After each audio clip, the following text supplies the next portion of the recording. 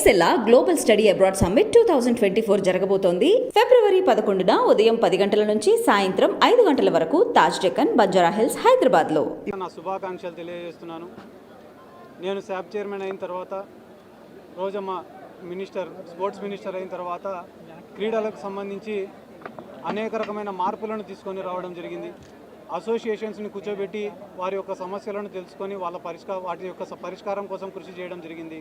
అంతేకాకుండా మేము ఛార్జ్ తీసుకునే రోజు నుంచి ఈ రోజు వరకు అనేక రకమైన టోర్నమెంట్స్ని నిత్యం ఆర్గనైజ్ చేస్తూనే ఉన్నాం. అది సీఎం కప్ కావచ్చు, జగనన్న క్రీడా సంబరాలు కావచ్చు, శాప్ లీగ్స్ కావచ్చు, అదే రకంగా ఈరోజు ఆడదాం ఆంధ్ర కావచ్చు, జగనన్న క్రీడా సంబరాలు కావచ్చు, ఏదో ఒక టోర్నమెంట్తో నిత్యం క్రీడాకారులకు ఒక యాక్టివిటీని అంటూ ఏర్పాటు చేస్తూనే ఉన్నాం.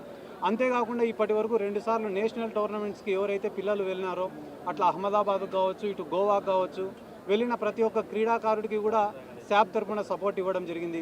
ఎవరైతే క్రీడాకారులు క్రీడలే జీవితంగా బతికినారో, వాళ్ళు మాకు ఎట్లా రావు, ఉద్యోగాలు లేవు, మా ఆర్థిక పరిస్థితి బాగాలేదు అని చెప్పి బాధపడుతూ వచ్చినారో, అటువంటి వాళ్ళకందరికీ కూడా 2500 మందికి సచివాలయాల్లో ఉద్యోగాలు ఇవ్వడమే కాకుండా, ఎవరైతే ఇంటర్నేషనల్ మెడలిస్టులు ఉన్నారో వాళ్ళకి గ్రూప్ 1 ఉద్యోగాలు కూడా ఇచ్చింది వైఎస్ జగన్మోహన్ రెడ్డి గారే.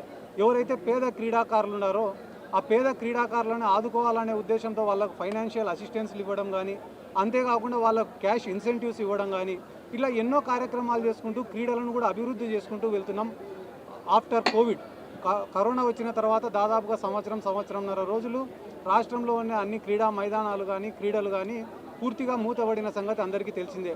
కానీ ఆఫ్టర్ దట్ పాండమిక్ కూడా మేము అంత యాక్టివ్గా పనిచేస్తూ ఈరోజు మళ్ళీ క్రీడలను పూర్తి స్థాయిలో ప్రోత్సహిస్తూ, అలాగనే పులివెందుల్లో కూడా జగన్మోహన్ రెడ్డి గారు హాకీ టర్ఫ్ కానీ, ఇండోర్ స్టేడియంని నిర్మించడం కానీ, అక్కడ ప్లేయర్స్కి అకామిడేషన్ని ఏర్పాటు చేసి అకాడమీస్ని తయారు చేయడం కానీ, ఇలా ఒకదాని తర్వాత ఒకటి మేము కూడా రాష్ట్రంలో డెవలప్ చేసుకుంటూ వెళ్తున్నాం. రానున్న రోజుల్లో జగన్మోహన్ రెడ్డి గారి ఆలోచన ఏమంటే, ప్రతి నియోజకవర్గంలో కూడా ఒక ఇండోర్ స్టేడియం నిర్మించాలా, అదే రకంగా క్రీడాకారులు ఎవరైతే ఉన్నారో వాళ్ళకి అకాడమీస్ని ఏర్పాటు చేయాలా, అసోసియేషన్స్ని కూడా ఇన్వాల్వ్ చేసి రానున్న రోజుల్లో ఆడదాం ఆంధ్రాని ఇంకా బలంగా నిర్వహించాలనేదే జగన్మోహన్ రెడ్డి గారి యొక్క కోరిక. ఇది ఎవరైతే ఇంటర్నేషనల్ ప్లేయర్స్ ఉన్నారో వాళ్ళకి నాట్ ఓన్లీ జాబ్స్, వాళ్ళకి అకాడమీస్ ఏర్పాటు చేసేదానికి ల్యాండ్ ఇవ్వడం కానీ, క్యాష్ ప్రైజెస్ ఇవ్వడం కానీ కూడా జరిగింది. రానున్న రోజుల్లో ఈ ఆడదాం ఆంధ్ర అనే ప్రోగ్రామ్ ఇది ఫస్ట్ ఇయరే.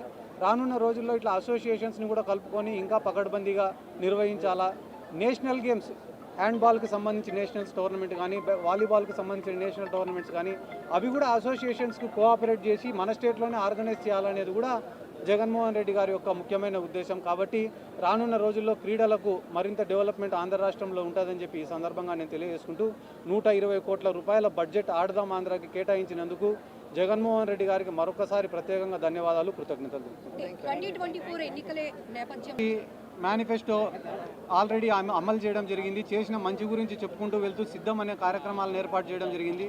మీరు చెప్పినట్టనే సోషల్ ఇంజనీరింగ్లో భాగంగా కులాల ప్రాతిపదికన ఎక్కడైతే వెనుకబాటుతనం ఎక్కువ ఉందో అక్కడ ఆ సామాజిక వర్గం సంబంధించిన వాళ్ళకి అధికారం ఇవ్వాలనే ఉద్దేశంతో అభ్యర్థులను కూడా ఎంపిక చేయడం జరిగింది.